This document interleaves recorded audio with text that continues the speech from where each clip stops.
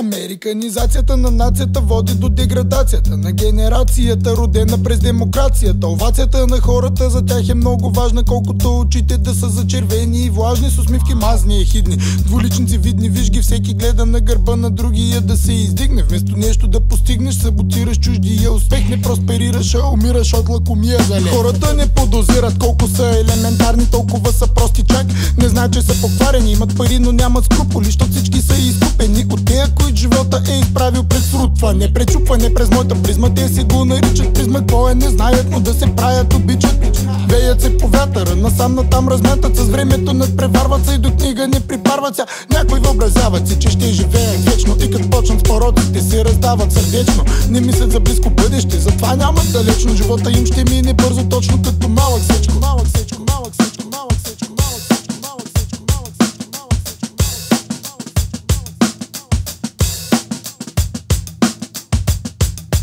Не живеем в щатите някъде, из гетата на Балканите. Братя сме само с кръвните си братя и не ходим въоръжени като идиоти. Те по никой начин не са ни застрашени животите. Печелиш законно и живееш спокойно и не е сложно това и твоето семейство да е заможно. Но подобно на хищници всички гледаме злобно и е тревожно колко сходно е положението ни с грозно. Какви идоли имат младите, и аз стига с гей парадите. Всички студенти мечтаят за бригадите в щатите. На ден квикенти харчите, от те ги печелите. Борсови играчи ли сте, бе, бах в портфейлите. Цениш приятелите си само като ги няма. Псуваш майка си като малъка на 30 и викаш мама. Няма как да има прогрес като живееш за днес и те вълнува само кой с кого кога е правил секс. Всеки плете интрига с изневери и далавери. Кретени карат се и бият се за схеми, а са авери. Трудно е да се намери изход от ситуацията заради американизацията на нацията. Трудно е да се намери изход от ситуацията заради американизацията на нацията. Трудно е да се намери изход от ситуацията заради американизацията на нацията. Да ставате от компа, защото ще ви пусна бомба. Хюмнета ще ви провеся кецовете пред блока.